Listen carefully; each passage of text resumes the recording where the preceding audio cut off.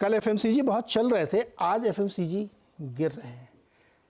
कोई है इसमें से आपके रडार पे जहां पे लॉन्ग या शॉर्ट बना सकते हैं आप? देखिए, पिछले 2 दिनों में अगर आप देखें तो बहुत सारे एफएमसीजी स्टॉक्स ने या तो ब्रेकआउट दिए हैं और या तो बहुत ही बर्न लेवल्स को और पे रिवर्सल दिखाया है। तो मेरा समझना है कि अभी भी आपको एफएमसीजी में बाइंग देखने को मिल सकती है।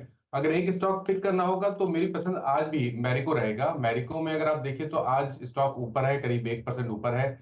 हाई टॉप शायर बॉटम चार्ट पे 60 मिनट चार्ट पे क्लियरली बन रहे हैं। तो यहाँ पर तो आप अभी भी खरीदारी कर सकते हैं, पोजीशन ट्रेड लीजिए। 574 के स्टॉप लॉस से खरीदारी करिए 620 के टारगेट के लिए। ओके, सतीश यादव ने सवाल भेजा है कनोरिया केमिकल्स पर, और इनके पास 800 शेयर है 135 के भाव पर।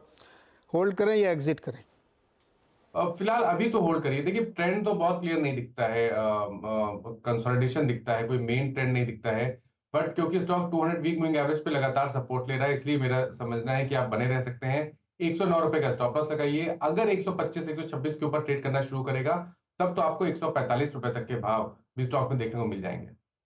ओके, बिरेश्वर पॉल का सवाल है, ये जानना चाहते हैं कि क्या पिडीलाइट और एचएएल में ये एंट्री पॉइंट ठीक है अगर आज खरीदे कोई करे तो देखिए, पिडलाइट में नहीं, पिडलाइट में वेट करिए। पिडलाइट ने कुछ रिवर्सल के साइन दिखाए हैं, 50 और 100 मूविंग एवरेज के नीचे फिसला है। शायद यहाँ पर 2640 तक के भाव आपको देखने को मिल जाएंगे। तो पिडलाइट में खरीदारी नहीं करनी है। दूसरा स्टॉक एचएएल पूछा था आपने, एचएएल में आप चांस ले सकते हैं, क्योंकि देखिए एचएएल कोशिश कर रहा है 20 डे मूविंग एवरेज के ऊपर सस्टेन करने के लिए। तो करंट लेवल्स पे नहीं, अगर ये 3800 के ऊपर निकले, 3800 रुपए के ऊपर आपको खरीदारी करनी है। 2725 का उस केस में आपको स्टॉप लॉस लगाना है और फिर टारगेट आपको 3950 के सेट करना है। ओके, सरोज कुमार तिवारी एनटीपीसी पर सवाल पूछना चाहते हैं, 200 शेयर है 330 के भाव के। तो यहाँ पर बने रहने रहने की कोशिश करनी है, क्योंकि अभी तक तो कोई दिक्कत नहीं लग रही है। हाई लेवल पे थोड़ा सेलिंग प्रेशर है, लेकिन 340 पे एक बहुत ही स्ट्रॉन्ग सपोर्ट है। तो 339 के स्टॉप लॉस से आप एनटीपीसी में बने रहिए। 360 रुपए के ऊपर 380 पहले और उसके बाद 395 तक के स्तर देखने को मिल सकते हैं।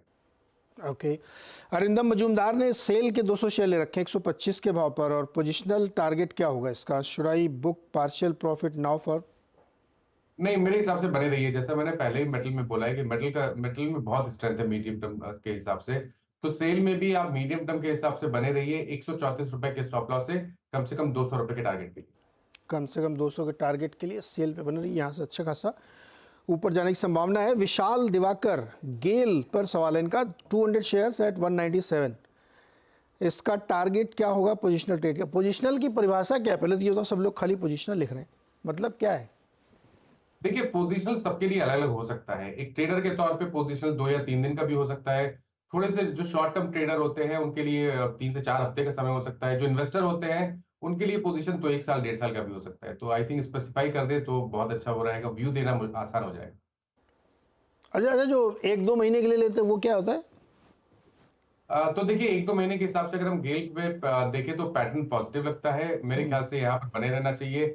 180 रुपए के स्टॉप लॉस से आप बने रहिए। ट्रेंड पॉजिटिव है और आप उम्मीद कर सकते हैं कि शायद आपको 220 से 230 तक की रेंज गेल दिखा सकता है।